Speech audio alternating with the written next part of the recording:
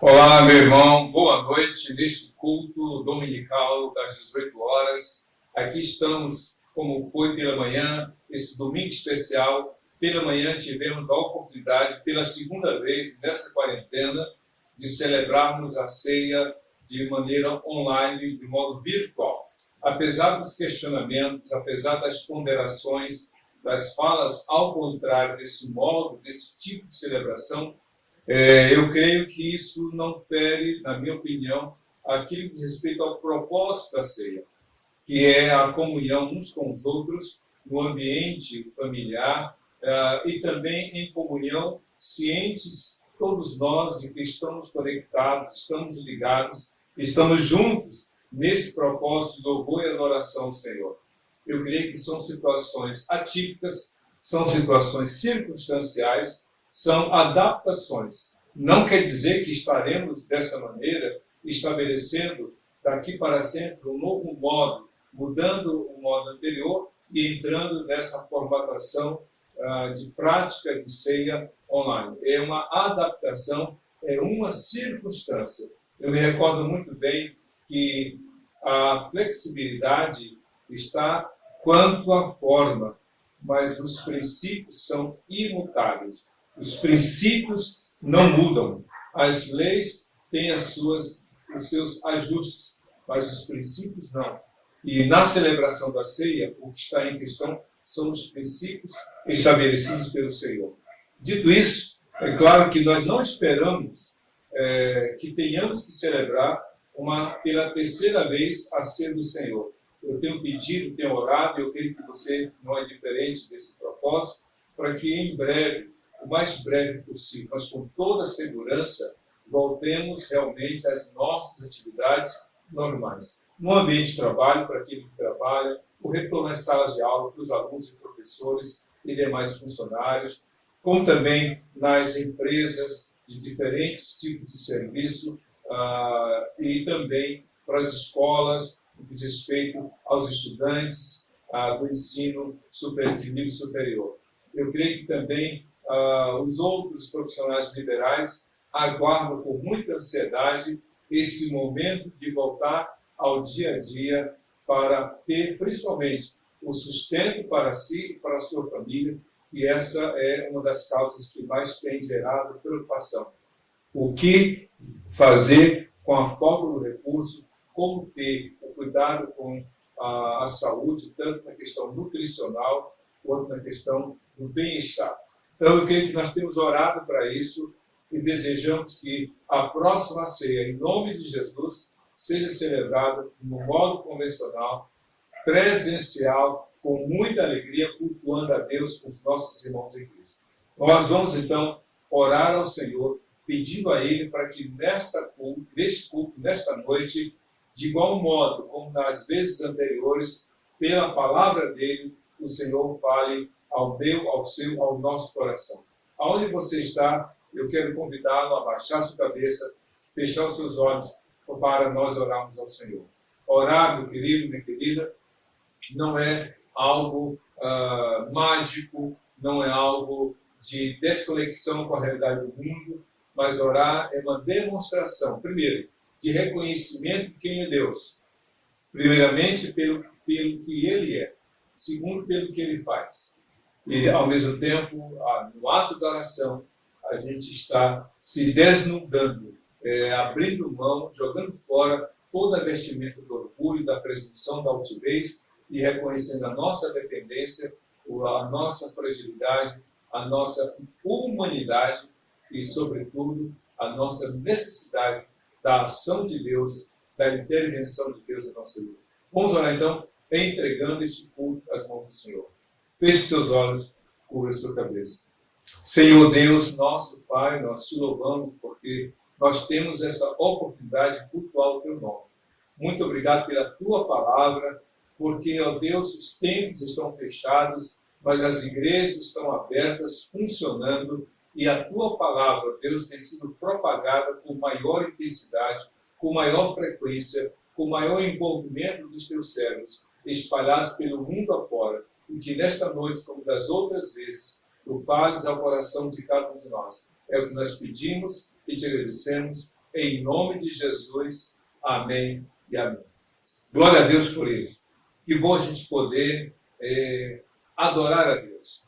Eu fico imaginando aqueles cristãos, como acontece, as redes sociais falam, nesses países onde, por incrível que pareça, em pleno século XXI, onde se propaga a liberdade, onde se fala da subjetividade e valorização dela, em muitos países, ou digo, em alguns países, ainda há cerceamento da liberdade religiosa, ainda há o impedimento de andar portando a Bíblia, proibir culto a Deus, falar de Jesus. Infelizmente, em alguns países do primeiro mundo, ou os países desenvolvidos, ainda existe uma ação proibitiva, não só das pessoas, o que não seria novidade, já que nem todo mundo é obrigado a pensar como você, como eu, mas, por outro lado, quando a ação proibitiva, a perseguição aos cristãos, parte de lideranças governamentais.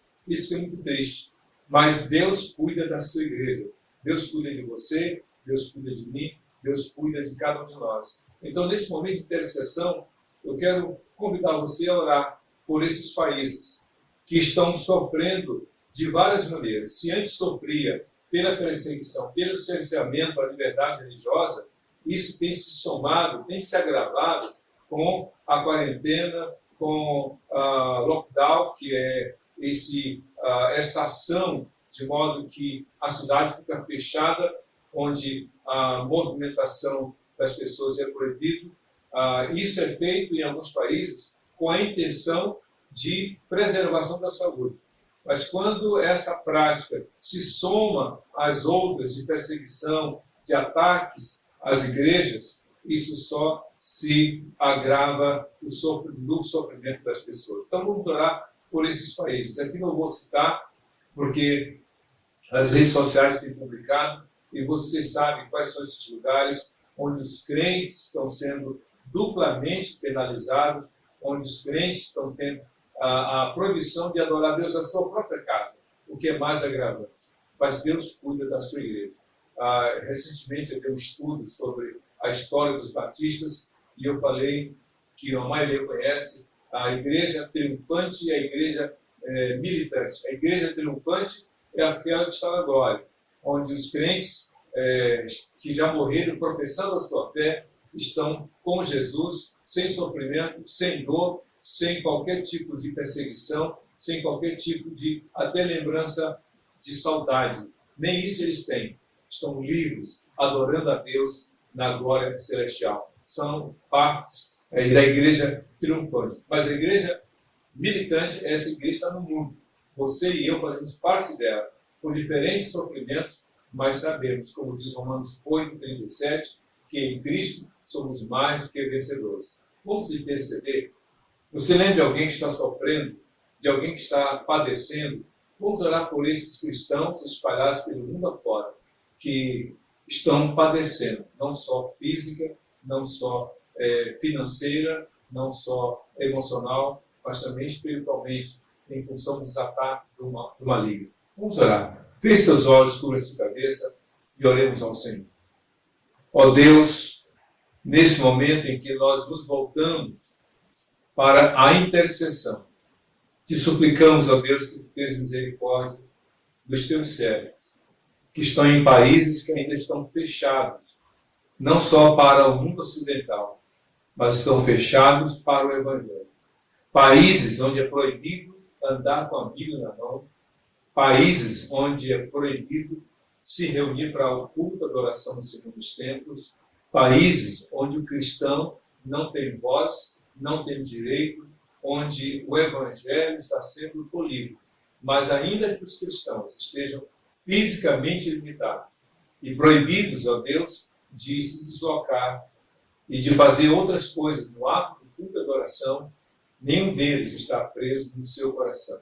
Ao contrário, em Jesus, os teus servos receberam a maior de todas as liberdades, porque conheceram a verdade em Jesus. Abençoa estas vidas, renova a sua fé, e oramos pelos seus líderes estaduais, municipais e federais, para que haja quebrantamento de coração, reconhecendo que só Jesus é o Senhor.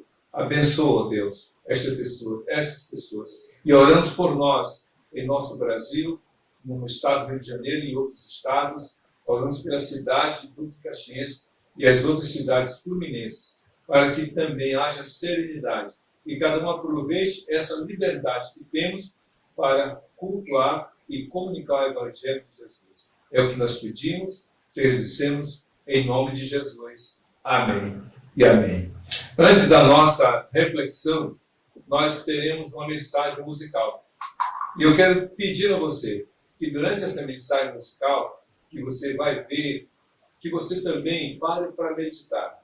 Ouça essa música, deixe Deus falar ao seu coração também através dela, mas ao mesmo tempo, ore para que esta palavra, que daqui a pouco vai ser pregada, vai ser comunicada, seja um instrumento de Deus para falar ao seu coração e ao coração dos seus. É isso que eu te peço, ouça essa mensagem em nome de Jesus. Amém.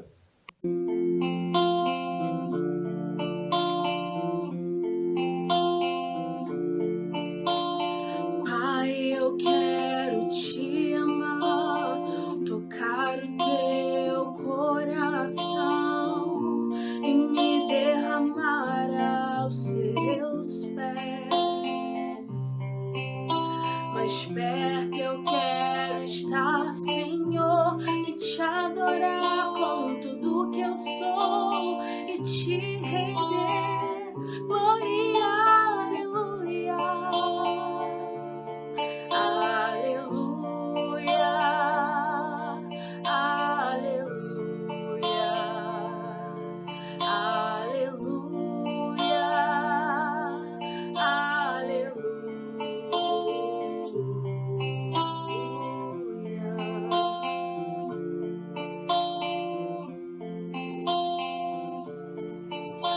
Quando lutas vierem me derrubar, firmado em ti eu estarei, pois tu és o meu refúgio, ó Deus. E não importa onde estiver, no vale ou no monte, adorarei, a ti eu canto, glória, aleluia, aleluia,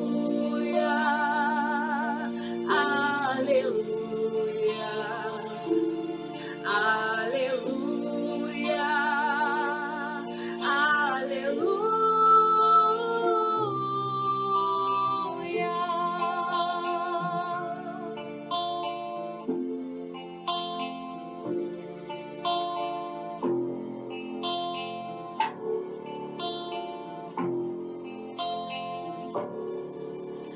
Senhor, preciso do teu olhar, ouvir as batidas do teu coração, me esconder nos teus braços, ó Pai. Toda minha alma deseja ti, junto com os anjos cantarei, tu és santo, exaltado. Aleluia, aleluia,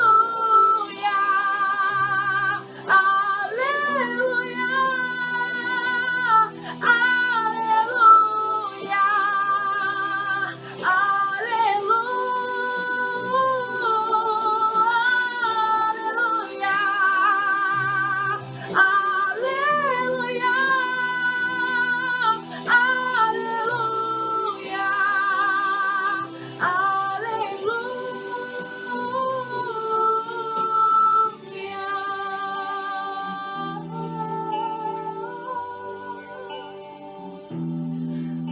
aleluia, a ti, aleluia.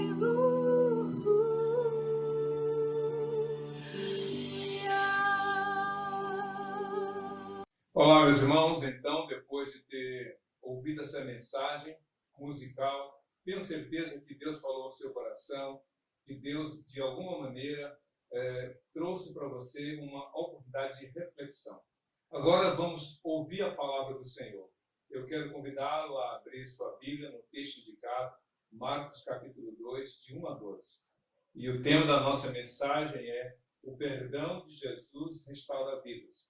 Não é uma interrogação, não é uma pergunta que estamos fazendo, é uma afirmação. O perdão de Jesus restaura vidas. O perdão de Jesus traz realmente cura, traz esperança para todos nós. O texto que vamos ler é Marcos capítulo 2. Mas antes da leitura, eu quero falar algumas coisas pertinentes a esse livro. Marcos, que escreveu o livro que leva o seu nome, Evangelho de Jesus segundo Marcos, ou seja, o Evangelho de Cristo, na versão de Marcos, como há o Evangelho na versão de Mateus, de Lucas e João. Marcos não foi apóstolo de Jesus. Ele não fez parte do grupo dos 12 apóstolos. Ele era um parente de um dos 12 apóstolos. E ele se converteu em algum momento da pregação que ele ouvira. E ao se converter ao Senhor Jesus, se tornou discípulo de Jesus. E então, em função disso, ele acompanhou, ele investigou e, sob a direção de Deus, inspirado pelo Espírito Santo, ele escreveu esse que é o menor dos 4 evangelhos. E foi o primeiro a ser escrito. É interessante. É o primeiro, mas que entrou na lista como segundo, e dos 4 é o menor. Mas uma peculiaridade.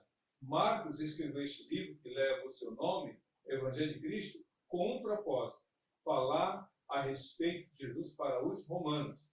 Os romanos, que faziam parte desse império grandiosíssimo, que dominava boa parte do mundo conhecido naquela época, os romanos acreditavam que o imperador era quase que um deus.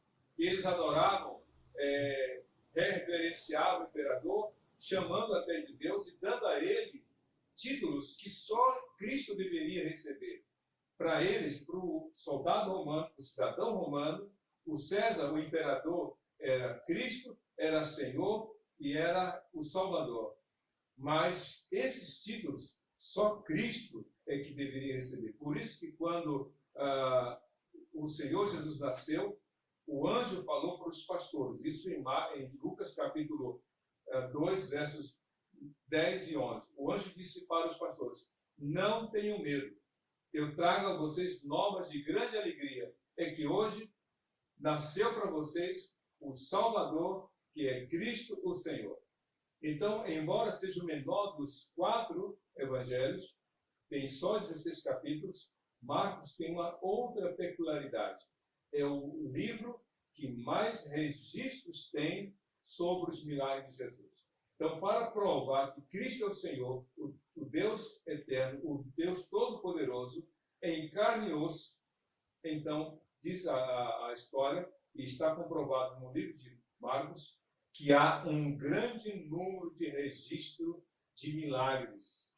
Então, se você se der ao saudoso trabalho, ou melhor, ao agradável trabalho, ao saudável trabalho de anotar quantos milagres Cristo fez, que estão registrados no livro de Marcos, comparados com Mateus, Lucas e João, você vai dizer, realmente, Marcos deu muita ênfase aos milagres de Jesus. E o que vamos ler, Marcos capítulo 2, de 1 a 12, faz parte dessa narrativa dos milagres de Cristo. Ouça ou acompanhe na sua Bíblia, aí ou no seu celular. Diz assim a palavra do Senhor. Poucos dias depois, tendo Jesus entrado novamente em Cafarnaum, o povo ouviu falar que ele estava em casa. Então, muita gente se reuniu ali, de forma que não havia lugar nem junto à porta, e ele lhes pregava a palavra. Vieram alguns homens, trazendo-lhe um paralítico carregado por 4 deles. Não podendo levá-lo até Jesus, por causa da multidão, removeram parte da cobertura do lugar onde Jesus estava, e pela abertura do teto, baixaram a maca em que estava deitado o paralítico. Vendo a fé que eles tinham, Jesus disse ao paralítico: Filho, os seus pecados estão perdoados. Estavam sentados ali alguns mestres da lei, raciocinando em seu íntimo. Por que este homem fala assim? Está blasfemando. quem pode perdoar pecados a não ser somente Deus? Jesus percebeu logo em seu espírito que era isso que eles estavam pensando e lhes disse: por que vocês estão remoendo essas coisas em seu coração? Que é mais fácil dizer ao paralítico: os seus pecados estão perdoados? Ou levante-se, pegue a sua maca e ande? Mas para que vocês saibam que o Filho do Homem tem na terra autoridade para perdoar pecados, disse ao paralítico: eu lhe digo, levante-se, pegue a sua maca e vá para casa. Ele se levantou, pegou a maca e saiu à vista de todos, que atônitos glorificaram a Deus, dizendo: nunca vimos nada igual. Olha só a constatação e a conclusão que chegaram aqueles que testemunharam o milagre que Jesus fez naquele paralítico. Nunca vimos nada igual. Então, como estamos observando, essa narrativa apresenta um dos primeiros milagres registrados no livro de Marcos. Mas o que há de interessante aqui para nós observarmos? A primeira coisa diz respeito à cidade. Jesus nasceu em Belém. Eu citei agora há pouco Lucas 2, de 10 a 11.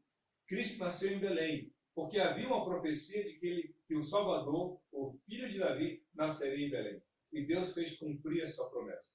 Depois de ter passado o tempo de gestação, do nascimento, o tempo da recuperação, a Bíblia diz que passaram 2 anos, mais ou menos, depois, então, José e Maria foram para o Egito e, mais tarde, foram para a região norte da Palestina, lá para Galileia. Galileia, cidade dos gentios. Pois bem, ali, Cristo foi criado, ele foi criado em Nazaré, teve boa parte da sua vida em Cafarnaum. Então, quando ele voltou para a cidade, e ele estava naquela casa que ele costumava passar há algum tempo, quando as pessoas souberam de que ele estava naquela casa, muito conhecida pela maioria das pessoas, então houve uma multidão se mobilizou para estar com Jesus. E aí vem esse detalhe muito interessante. Havia tanta gente que dentro da casa já estava cheia a casa. E não podendo mais ninguém entrar, havia uma multidão que estava do lado de fora. Mas a pergunta é, o que chamou a atenção daquelas pessoas? O que mobilizou aquelas pessoas a irem para aquela casa? A Bíblia diz aqui, no capítulo 2, no versículo 2 de Marcos: e Jesus lhes pregava a palavra.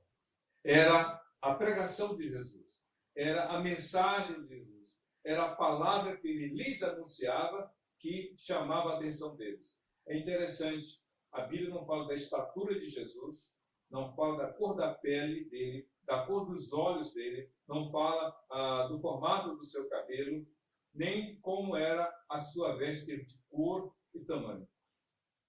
O que chamava a atenção daquelas pessoas era a palavra. E aqui, para nós aqui hoje, não são as luzes, não é o som, não é a estrutura, não é o tamanho do lugar. O que deve atrair a nossa atenção para o Senhor é a palavra do Senhor. Se não é isso que atrai você até Jesus, se você não está aí, se você vai à igreja, ou se ir à igreja e voltar aí quando for liberada a abertura dos templos para os cultos, se você não for mobilizado, desejoso de buscar a palavra, saiba que a motivação é equivocada, porque as outras coisas passam. Os templos tão belos, grandiosíssimos como alguns são, hoje perderam a sua finalidade, circunstancialmente. Um som maravilhoso, luzes coloridas, uma estrutura maravilhosa, ar-condicionado, banco estofado, tudo isso é importante. Mas embora esses lugares estejam vetados a realização dos cultos, a pregação continua. Então é isso que eu quero chamar a atenção. Tenha apego à palavra, tenha amor à palavra de Deus, alimente-se da palavra de Deus. Você só tem a ganhar. Essas pessoas foram porque queriam ouvir Jesus. Mas aí diz a Bíblia que, havendo tanta gente assim para querer ouvir a pregação, a mensagem de Jesus, um outro grupo de pessoas também estava interessado em ouvir, mas com outro objetivo. E qual era? Diz a Bíblia aqui, no versículo 3, que um grupo de homens foi até Jesus. E aí uma coisa muito interessante, diz assim: vieram alguns homens, trazendo-lhe um paralítico carregado por 4 deles. Esses homens, que não sabemos quantos eram, alguns dizem que eram só 4, mas é um equívoco, porque havia um grupo de homens, e dentre esses homens, 4 deles carregavam um que era paralítico. Tem gente hoje que está carregando caixão para o cemitério. Isso é muito triste. Isso é muito doloroso. As cenas são de cortar o coração. Quando você leva, ou quando você segura na alça do caixão para levar um corpo a ser sepultado, é porque nada mais pode ser feito. Não há mais o que ser feito. Não há mais orações a ser feitas, não há mais súplicas, não há mais abraços, não há mais beijos, não há nada que reverta esse fato. Mas enquanto há vida, há esperança. Então não queira fazer com os mortos o que você deveria fazer com os vivos. Esses homens não esperavam, ou não esperaram aquele paralítico padecer ou falecer, melhor dizendo. Ainda que fosse paralítico, tinha vida. E esses amigos estavam tão realmente mobilizados que se moveram para levá-lo até Jesus. E como o homem era paralítico, deles 4, segurando a sua maca, o levaram até Jesus. Aí eu te pergunto, quem é teu amigo de verdade? Teu amigo de verdade não é aquele que divide o copo de bebida alcoólica com você. O amigo de verdade não é aquele que te chama para as drogas, que te chama para a prostituição.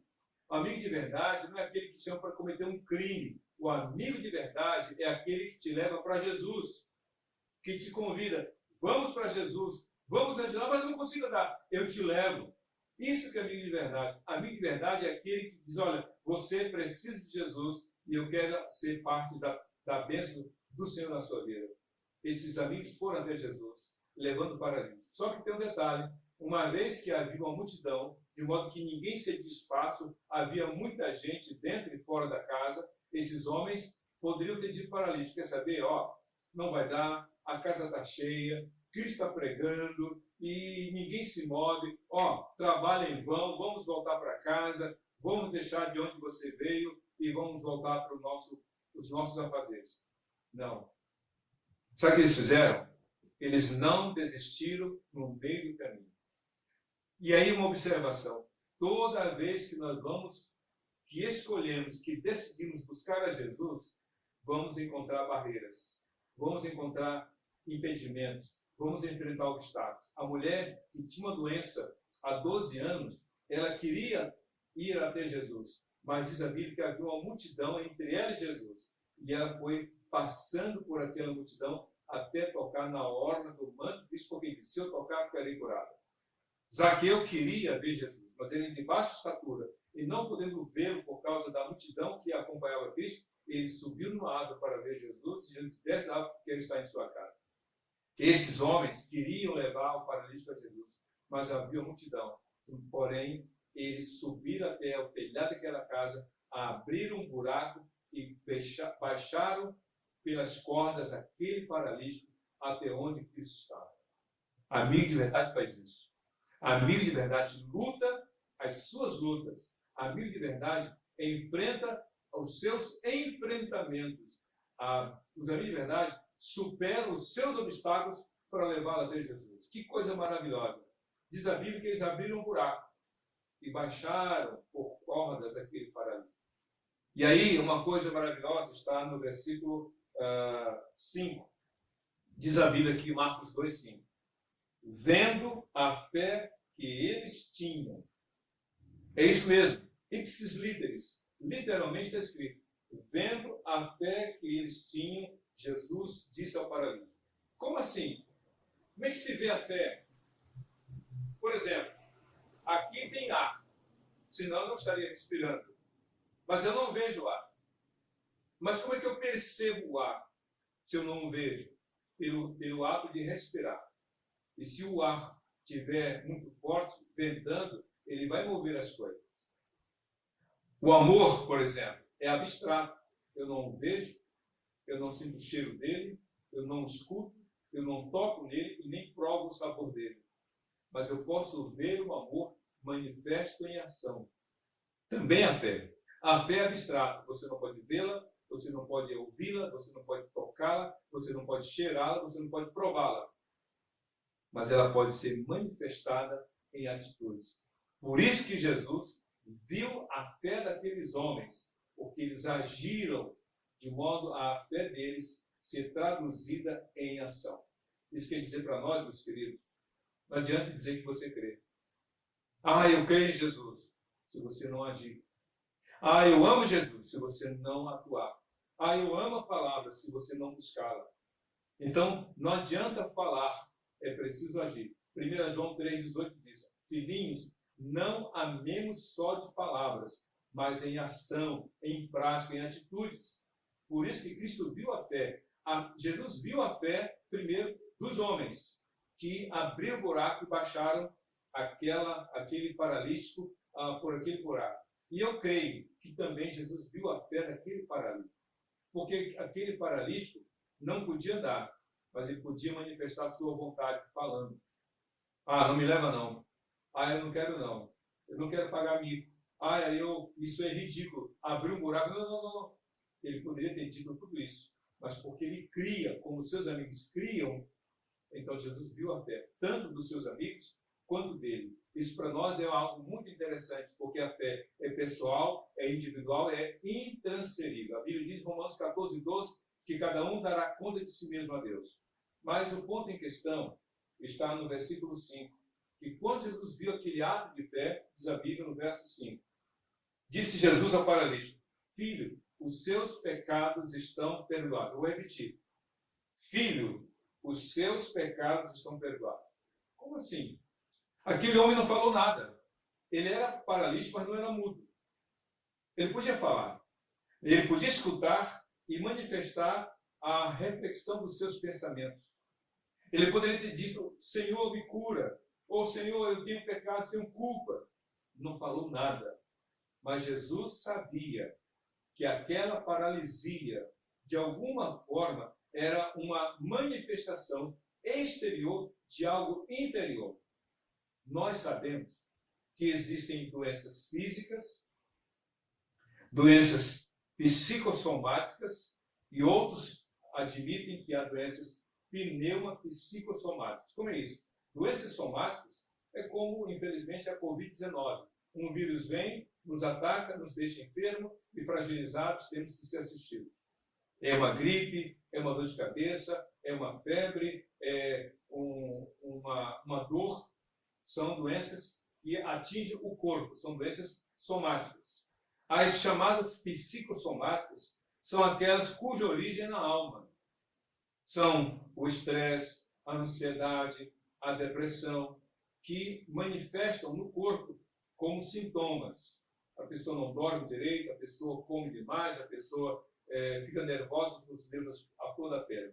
E as doenças, como alguns admitem, pneumopsicossomáticas, começa no espírito, sabe? Uma questão de culpa, pequei contra Deus, pequei contra o Senhor, fiz o que não era certo. Lembra aquele filho pródigo que estava lá mergulhado no meio dos porcos, disse, caindo em si, diz a Bíblia, que ele disse: pequei contra os céus e contra o meu Pai.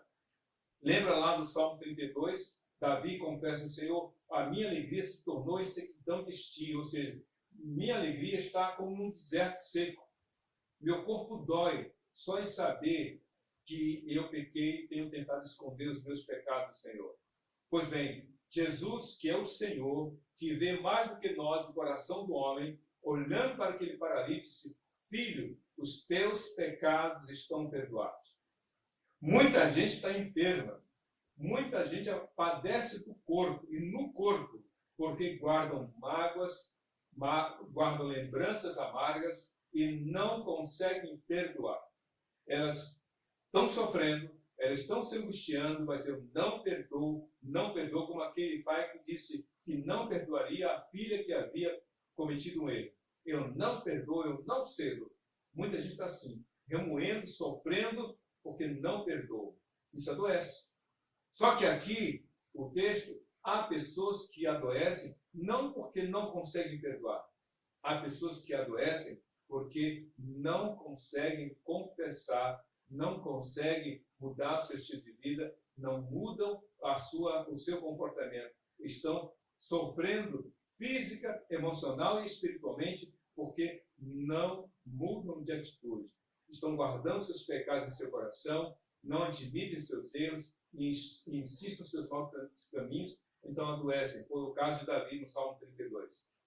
Seu corpo estava fragilizado porque ele escondia pecados em seu coração. Até o dia em que ele confessou ao Senhor e recebeu de Deus o perdão. Jesus, olhando para aquele paralítico, disse: filho, os seus pecados estão perdoados.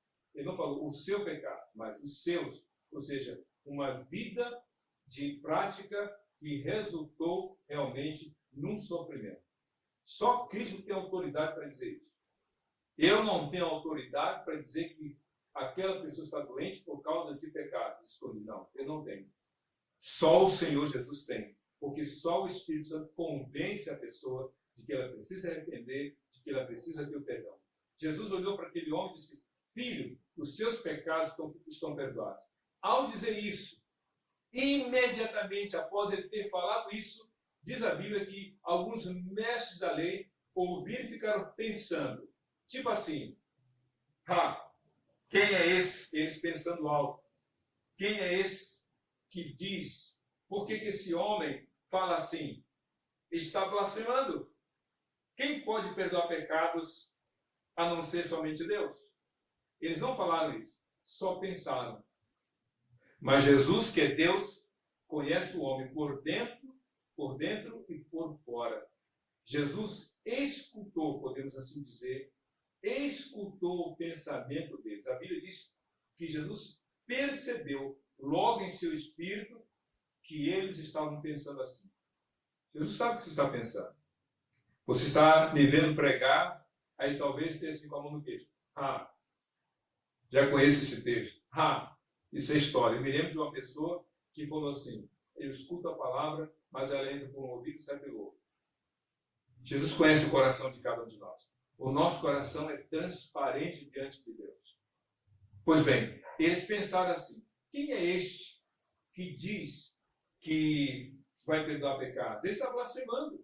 Só Deus pode perdoar pecados. Mas por que esses mestres da lei disseram isso? É interessante. Escute bem uma coisa. Se você se lembra do verso 1 e do verso 2 de Marcos 2, havia uma multidão dentro e fora da casa. Todos ouviram a pregação de Jesus. Mas a pergunta é: quantos creram? Certamente esses mestres da lei estavam ouvindo, mas não estavam crendo.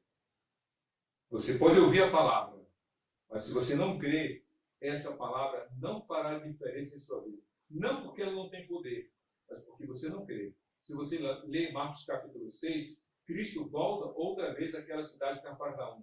E quando ele chegou, ele não fez muitos milagres por causa da incredulidade daqueles moradores de Cafarnaum.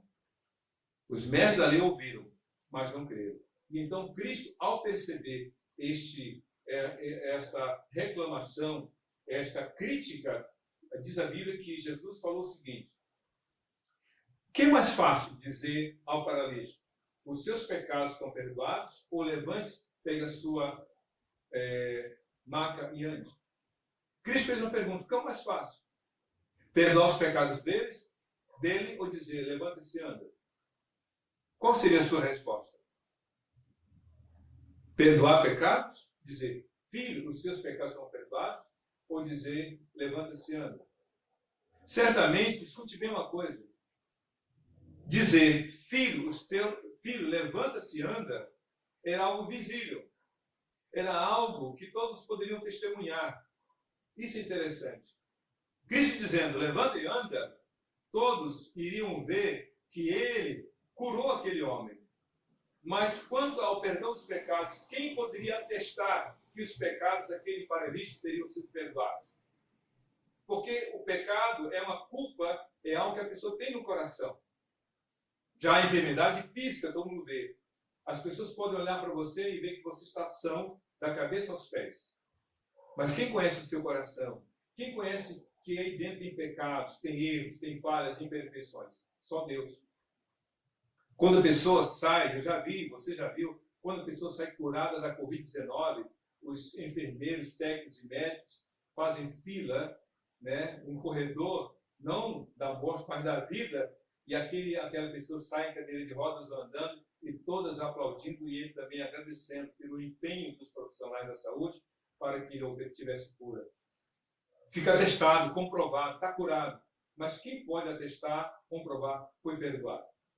Então Jesus disse, para vocês tomarem conhecimento de que o Filho do Homem tem autoridade na terra para perdoar pecados, eu digo a esse paralítico, levante-se, pegue a sua maca e vá para casa. E diz a Bíblia que diante da palavra e autoridade de Jesus, na mesma hora que aquele homem se levantou, antes do paralítico, carregado por 4, ele se levanta, pega a sua maca, coloca-se debaixo do braço e sai andando, dizendo 2 coisas. Cristo me curou. Cristo me perdoou. Eu agora sou livre, tenho autonomia para andar, mas, sobretudo, tenho paz no coração. Só o perdão de Jesus pode restaurar a vida. Há pessoas fisicamente sãs que estão da cabeça à ponta do dedão do pé, sem nenhuma enfermidade física, mas elas estão emocional e espiritualmente enfermas por causa do pecado. Elas andam numa prisão da qual não podem sair, que é uma prisão de segurança máxima criada por elas mesmas por causa dos seus erros e pecados. Eles são doentes, mas Cristo veio restaurar. Cristo veio perdoar. A cura física é importante, mas a cura espiritual é muito superior. A cura física faz um paralítico andar.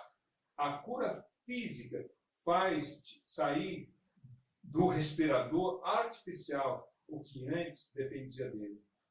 Mas a cura espiritual faz o homem andar de cabeça erguida diante de Deus, dando glórias ao Senhor, porque foi perdoado. A cura física faz o homem andar sobre a face da terra por toda a sua vida, mas a cura espiritual fará o homem andar na presença de Deus, na glória celestial. Cristo veio restaurar a sua vida, não só física, mas sobretudo espiritual. Ele veio curar você, mas por dentro do que por fora. Quando Cristo estava lá na cruz, um dos ladrões disse para ele, Jesus, lembra-te de mim quando entrares no teu reino. É interessante, Jesus não saiu da cruz e nem tirou aquele homem da cruz, mas disse para aquele homem naquela cruz, hoje mesmo tu estarás comigo no paraíso. Aquele homem foi perdoado, a sua vida foi restaurada, ele morreu, mas morreu salvo e foi para a glória celestial. Jesus veio perdoar os seus pecados, mas para você ter o perdão dos seus pecados e a sua vida restaurada, você precisa admitir, dizer, Jesus, eu sou pecador, eu estou sofrendo as consequências dos meus pecados, mas eu me arrependo dos meus pecados, eu quero realmente crer no teu poder, restaura a minha vida. 1 João 1:9 é muito claro o texto. Se confessarmos os nossos pecados, ele é fiel para nos perdoar os pecados e nos purificar de toda a injustiça. Cristo quer perdoar os seus pecados, restaurar a sua vida. Dá a você o perdão e a salvação no nome dele. Vamos orar? Eu quero convidar você a baixar a sua cabeça, fechar os seus olhos. Eu quero convidá-lo a orar comigo nesse momento, dizendo assim, feche os olhos e repita essa oração que eu vou fazer como a sua própria oração. Diga assim, Senhor Deus, nesta hora, em nome de Jesus, eu admito que sou pecador, reconheço os meus pecados, eu os confesso ao Senhor me arrependo deles. E hoje eu convido Jesus para entrar no meu coração, me perdoar os pecados e restaurar a minha vida, me curar por dentro e também por fora para a glória do Senhor. Mais do que a cura física, eu quero ter a cura espiritual e a certeza de que eu vou para o céu, para a glória eterna, com Cristo Jesus, meu Senhor e Salvador. Eu oro agora no nome de Jesus. Amém e amém. Meu querido, eu quero orar com você. Eu quero pedir a Deus por você. Agradecer a você que já orou. Mas eu quero encerrar este culto com oração. Eu quero pedir que você, nesse momento, se você estiver com mais alguém na sua casa, que você dê a mão a esta pessoa. Se você está perto de alguém no seu ambiente de trabalho, use a etiqueta social, passe o álcool gel, se aproxime da pessoa, mas que você, nesse momento, ore com essa pessoa. Vamos orar. Muito obrigado a Deus por essa oportunidade de comunicar a Tua palavra. Que Teu Espírito Santo confirme a oração de cada um de entrega de vida a Jesus. Que hoje, nesse dia 3 de maio de 2020, seja um dia de salvação para tantas pessoas que hoje entregaram o seu coração para o Senhor. Guarda cada um e abençoa a família de todos, pois oramos assim, em nome de Jesus. Amém e amém. Que Deus te conceda um dia e uma vida abençoados na presença do Senhor, Senhor e Salvador de todo aquele que crê, hoje e para todo sempre. Amém e amém.